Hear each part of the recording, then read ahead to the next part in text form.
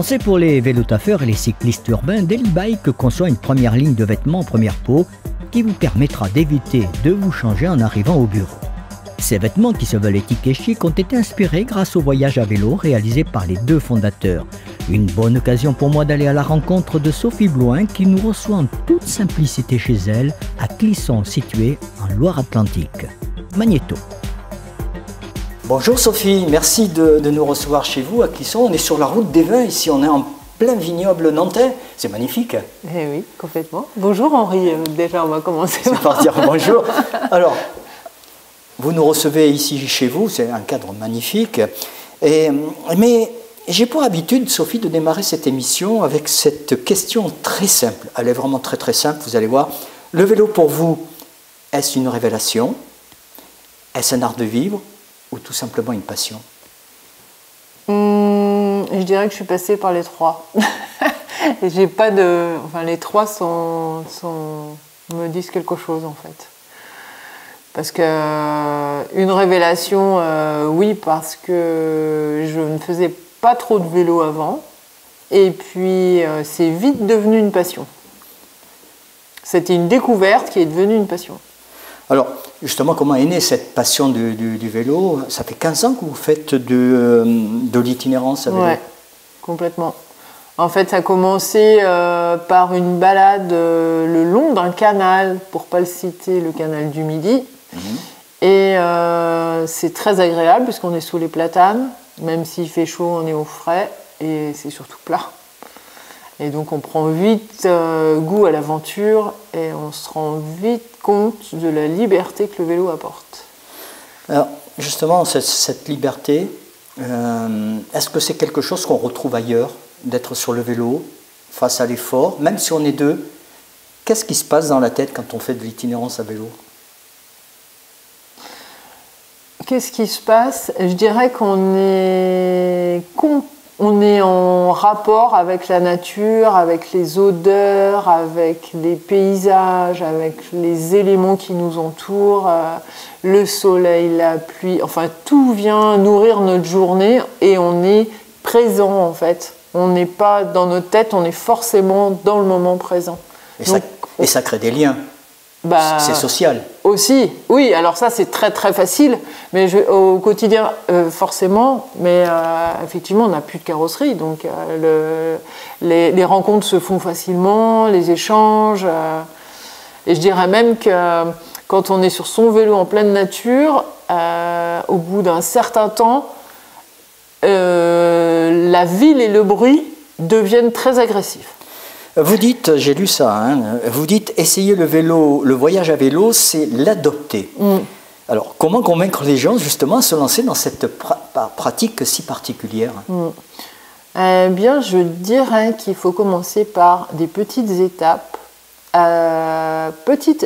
et toujours dans l'objectif de prendre du plaisir. Parce qu'à partir du moment où on va au-delà de nos forces, on se fait mal, du coup on n'a plus envie de continuer. Alors qu'en commençant sur des petits itinéraires bien plats, sans trop de dénivelé, ça peut vite devenir addictif. En fait. Alors surtout si on a des enfants, ça crée des liens, on coupe, on enlève les téléphones, les portables et tout ça, et on revient à discuter ensemble. Et puis finalement, c'est presque à éduquer les enfants, d'avoir le respect sur les pistes cyclables, sur les véloroutes. Ça permet peut-être de créer ce lien parent-enfant. Alors, certainement, mais je n'ai pas d'enfant. Mais moi, je vous le dis parce que je l'ai. Ah bah oui, peut-être, oui. Un souvenir marquant de vos voyages en itinérance, de vos voyages à vélo cyclotouristique? Un souvenir marquant, en fait, il y a tellement de choses différentes à chaque fois, suivant l'endroit où on est. Marquant, le plus marquant, c'est de se retrouver invité à dormir chez des personnes qui sont curieux de découvrir comment on peut cyclo-randonner. Et en étant comme ça sur la véloroute du Lin, on s'est fait inviter par un charmant couple avec un enfant qui nous a invités à venir dormir chez eux, enfin dans leur pelouse. Et eux se croyaient dans comment c'est l'émission Pékin Express. Et nous, on se croyait dans l'émission J'irai dormir chez vous. J'irai dormir chez vous. Ça, c'est un fait marquant. Ouais. La galère la plus pénible que vous ayez vécue? La plus pénible? Ouais. Ben, je dirais que sur le moment, elles sont pénibles, mais après, ça reste un des souvenirs qu'on va raconter souvent, en fait. Et puis vous positivez la positive, en fait, cette galère, finalement? Bah, complètement, parce que de toute façon, enfin, ça a été la galère sur le moment, mais après, on l'a forcément dépassée, donc... Mais je pourrais même pas dire ce que c'est, parce qu'on a rarement crevé, on a eu...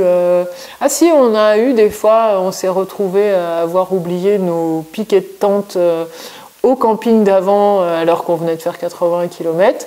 Mais bon, on s'est arrangé, on a trouvé une solution. Alors aujourd'hui, c'est une autre aventure qui se joue en parallèle de votre passion du vélo. Vous avez lancé avec Jean-Luc Barassard Daily Bike, c'était en 1900, mais j'y tiens toujours en 1921. Non, c'était en 2021. C'était en 2021. Qu'est-ce qui vous a fait franchir le pas de créer des vêtements éthiques et chics pour les vélotaffeurs et pour les cyclistes au quotidien? Alors, il y a plusieurs raisons. La première, c'est que Jean-Luc est vélotaffeur depuis longtemps. Moi, j'ai pratiqué aussi. Et puis, l'un comme l'autre, on ressentait le besoin de se changer en arrivant sur notre lieu de travail. Donc, on s'est dit qu'on ne devait pas être les seuls. Donc, il y avait cette raison-là. L'autre raison, c'est qu'à l'époque, je travaillais dans une société qui était spécialisée dans tout ce qui est accessoires pour la randonnée. Et en fait, je passais mon temps à envoyer des matières issues de la pétrochimie à des gens qui passent leur temps en pleine nature. Et à un moment, je trouvais ça complètement paradoxal. Donc, et puis après, il y a aussi toute l'expérience. C'est-à-dire, moi, je viens de la couture. J'ai fait mes études dans la couture. Et donc, je sais fabriquer des vêtements. Avec un parcours quand même de génération en génération dans le milieu agricole. Oui, mais ça, oui, après, j'ai pas forcément fait le rapport tout de suite, mais la matière naturelle que j'ai voulu faire, oui, forcément, ça vient de mes ancêtres. Alors, parlons justement de cette matière naturelle. Vous utilisez principalement le lin. Oui. Vous avez fait la route du lin en plus. Oui. Pourquoi ce choix? Et n'y avait-il pas une autre matière naturelle qui pouvait répondre à votre cahier des charges pour faire vos vêtements? Alors si, il y avait, parce qu'au début je ne suis pas partie sur le lin tout de suite, je suis partie sur le chanvre, puisque le chanvre est une matière naturelle française. On est là aussi les premiers producteurs mondiaux de chanvre, comme le lin. La seule problématique qui se passe, c'est qu'on ne sait pas filer en France, ni en Europe, il me semble. Donc en fait, toute notre production part en Asie, pour revenir ensuite. Et en fait, je trouvais que déjà, le fil, il avait déjà fait un tour de planète avant de revenir. Et en fait, ça ne me convenait pas du tout. Donc c'est pour ça que je me suis réorientée sur le lin, qui a des caractéristiques similaires, en fait. On en reparlera tout à l'heure, justement, des propriétés du lin. Quels sont les atouts? Parce que je vois que vous portez un polo, justement, en lin. Quels sont les principaux atouts d'un t-shirt ou d'un polo en lin, justement? Alors, justement, le lin, on l'a tricoté. On l'a tricoté pour qu'il soit extensible. Quand il est extensible, il ne se froisse plus. D'ailleurs, vous pouvez vérifier, hein, mon bras étendu et plié. Il n'est pas marqué comme le serait une chemise. Donc ça, c'est un des avantages. Et l'autre qui est en rapport avec le vélo, c'est qu'en fait, c'est une matière qui sèche vite et qui ne retient pas les odeurs. Ça, c'est important à dire pour ceux qui pratiquent le vélo en itinérance, justement. Oui. On n'a toujours pas forcément un point d'eau où on peut se laver ses vêtements. Et là, avec ce polo ou ce t-shirt, ma foi, on peut sauter 2-3 étapes comme ça. Exactement. Sans le laver. Alors, on a fait des expériences, nous et aussi d'autres personnes qui sont testeurs des vélos taffeurs comme des cyclo-randonneurs. Et on peut les porter 3-4 jours. Après, il faut toujours les mettre à aérer la nuit. Mais en fait, on n'aura pas les odeurs comme sur une matière synthétique. Donc, c'est tout à fait portable pendant plusieurs jours. Et c'est important à souligner, notamment pour les vélotaffeurs qui partent de chez eux pour aller au travail. Et les entreprises n'ont pas toujours des vestiaires qu'on puisse se changer. Et d'avoir son polo qui va sécher très très vite et où il n'y a aucune odeur qui s'en dégage. C'est ça. C'est le bonheur. C'est le bonheur pour soi et pour ses collègues. Alors, il est quand même important de préciser que l'ensemble de la gamme que vous faites, que ce soit les t-shirts ou les polos, sont, on peut le dire, 100% Made in France? À peine, parce qu'en fait, le lin qu'on utilise, il est 95% français, 5% belge et hollandais. Et puis après, on a une étape qui se passe en Europe, c'est la filature qui se passe en Pologne. Alors, tout à l'heure, vous avez employé le mot tissage. Je voudrais juste savoir quelle est la différence entre tissage et tricotage. Alors, le tissage, on vient passer les fibres les unes sur les autres. Ça fait comme vos jeans, en fait. Ça fait une matière assez raide qui... Alors aujourd'hui, on peut s'imaginer que tous nos jeans sont élastiques puisqu'on rajoute de l'élastane, mais à la base, la matière, elle est rigide. Alors qu'un tricotage, c'est comme vos chaussettes ou comme les collants, en fait, ça reste extensible.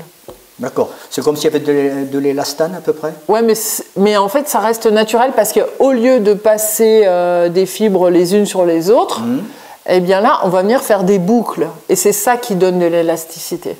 Là, il faut trouver des entreprises qui fassent justement ce travail-là. Oui. Et sur quels critères vous les avez choisis, vos prestataires avec qui vous travaillez?